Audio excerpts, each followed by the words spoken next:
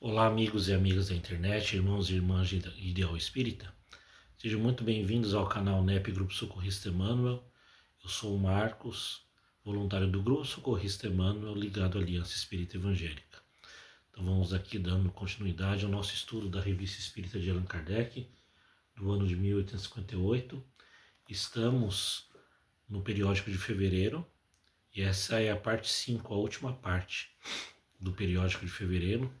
No estudo anterior, nós vimos 2 tópicos: palestras de Além Túmulo, senhorita Claride, uma evocação, e falando sobre o Sr. Home, sobre Daniel Douglas Home. Hoje nós vamos ver os 2 últimos tópicos, finalizando aqui, encerrando o periódico de fevereiro. Vamos ver 2 tópicos, 2 artigos. Manifestações de Espíritos, resposta ao Sr. Viennet por Paul Agues, e aos leitores da Revista Espírita, que como era um periódico, e aí as pessoas começaram a mandar cartas para a Revista Espírita, para Allan Kardec, e ele, a partir do momento que recebia cartas, ele dava resposta aos leitores, conforme as perguntas que eles faziam do periódico anterior. Então, no fim, ele deixava isso sempre para o final da revista, a resposta aos leitores. Então já é a resposta referente ao periódico de janeiro de 1858. Então vamos aqui para o primeiro artigo, Manifestações de Espíritos. Resposta ao Sr. Viennet por Paul Agues. Tem uma nota de rodapé.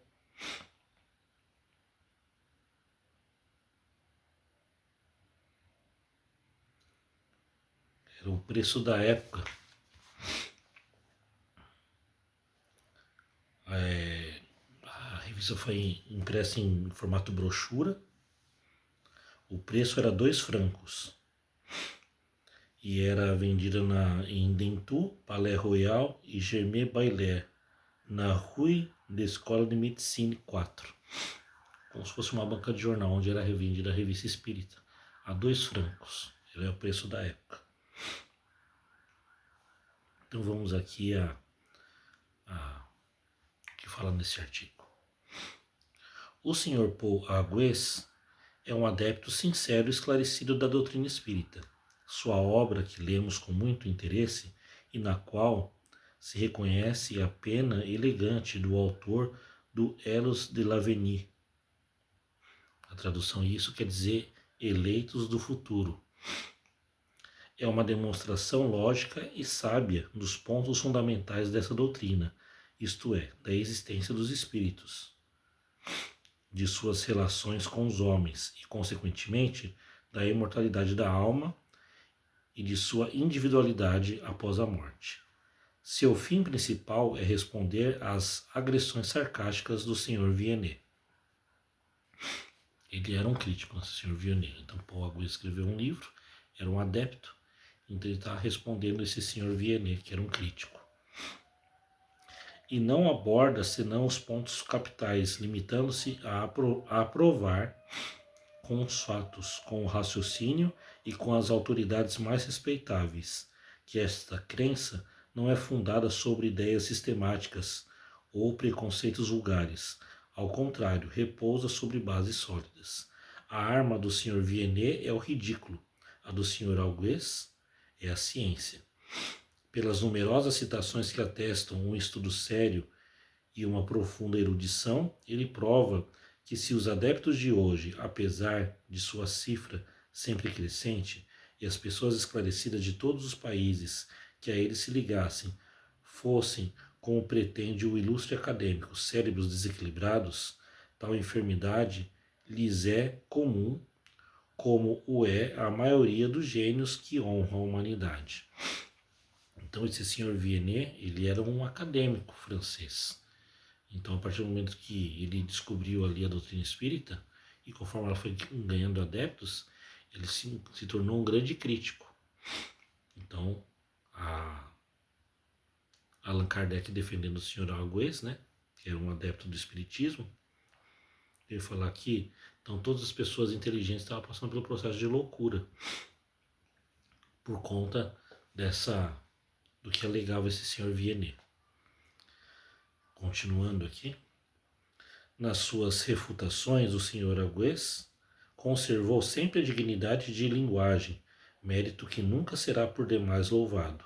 Em parte alguma se encontram esses diatribes deslocados, transformados em lugares comuns de mau gosto e que nada provam, a não ser a falta de urbanidade. Tudo quanto diz é grave, sério, profundo, à altura do sábio a quem se dirige. Tê-lo-á convencido? Ignoramos. Duvidamos mesmo, para falar com franqueza. Mas, como em definitivo, seu livro é feito para todos. As sementes que espalha não serão perdidas. Por mais de uma vez teremos ocasião de citar passagens de sua obra no curso dessa publicação, à medida que formos arrastados pela natureza do assunto. A teoria desenvolvida pelo Sr. Agües, salvo talvez alguns pontos secundários, é a mesma que professamos. Assim, não faremos a respeito nenhuma crítica à sua obra marcante, que será lida com proveito. Apenas uma coisa desejaríamos: um pouco mais de clareza nas demonstrações e de método na ordenação da matéria.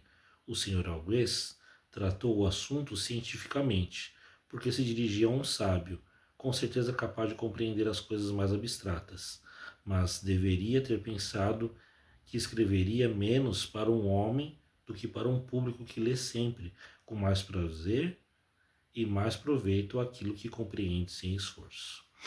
Então a crítica aqui, Allan Kardec viu o livro dele, né? O Élu de l'Avenir, Eleitos do Futuro, que era um erudito, né?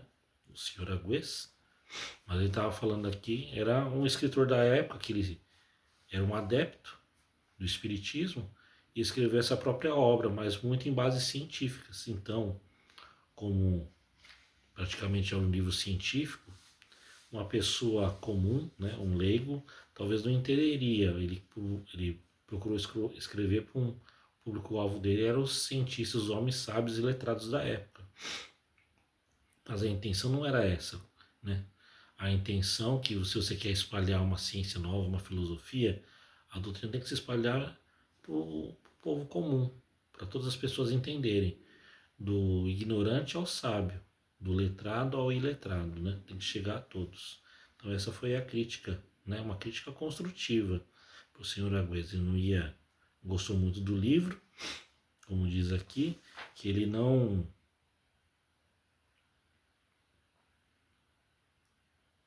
ia fazer nenhuma crítica à sua obra, né?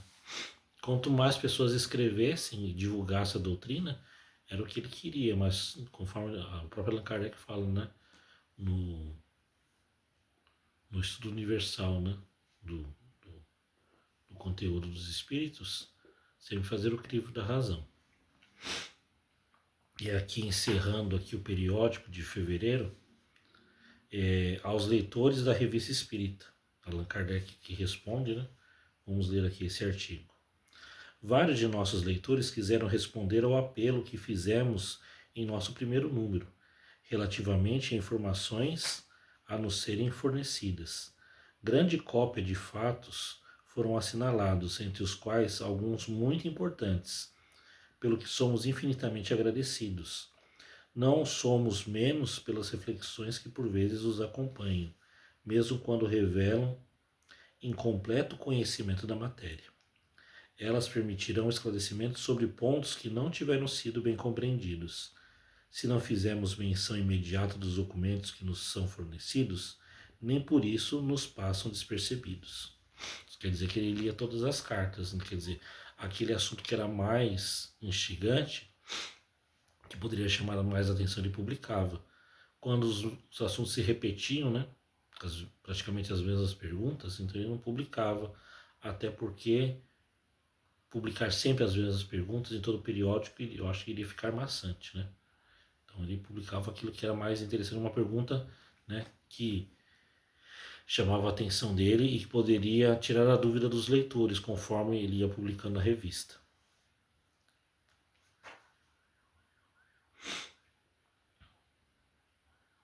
Sempre tomamos boa nota, a fim de que, mais cedo ou mais tarde, sejam aproveitados. Pode dizer que naquela edição ele não publicasse, mas numa futura ele iria publicar, ele iria pensar mais naquele assunto e publicar algum periódico depois, né? A falta de espaço não é a causa única que pode retardar a publicação, mas ainda a oportunidade das circunstâncias e a necessidade de os ligar aos artigos, aos quais podem servir de complemento útil. Então essa era a intenção. Por que ele não publicava? Porque ele já, né, fazia todo ali o editorial da revista, então aquela pergunta teria que casar com algum artigo para complementar. Se ele falasse sobre dupla vista, por exemplo, ele teria que ter algum relato de algum leitor falando sobre isso.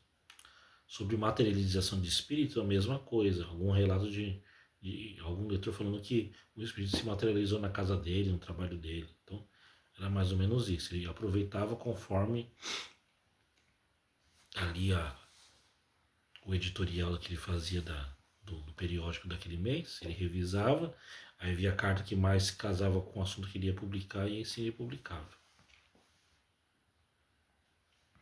A multiplicidade de nossas ocupações, junto à extensa correspondência, nos deixa por vezes na impossibilidade material de responder, como desejáramos, e como era nosso dever, às pessoas que nos honram com suas cartas. Quer dizer, ele, praticamente trabalhava ele e a sua esposa, Amélie Boudet. Então, poucas pessoas ajudavam nesse trabalho. Então, para ele era difícil, era custoso ler todas as cartas e poder responder a todas, né? Rogamos encarecidamente que não interpretem mal o nosso silêncio, independente de nossa vontade. Esperamos que sua boa vontade não arrefecerá e que não interrompam sua interessante correspondência. Neste particular, novamente chamamos atenção para a nota no fim da introdução do nosso primeiro número, a respeito de informações que solicitamos obsequiosamente, pedindo, além disso, que não omitam a declaração de que poderemos, quando possível e sem inconvenientes, mencionar pessoas e lugares. Então, uma nota que ele escreveu logo no primeiro periódico, pedindo só, se a pessoa não quisesse se identificada, que mencionasse isso, mas que não omitisse o local onde ocorreu, né, e as pessoas que estavam no local. As observações acima aplicam-se igualmente às questões que nos são dirigidas sobre vários pontos de doutrina. Quando essas requerem maior desenvolvimento, tanto menos possível nos é responder por escrito, quando muitas vezes a mesma coisa deve ser repetida a muitas pessoas. Como nossa revista se destina a servir de meio de correspondência, as respostas terão aqui seu lugar natural, à medida que os assuntos tratados nos oferecerem oportunidade.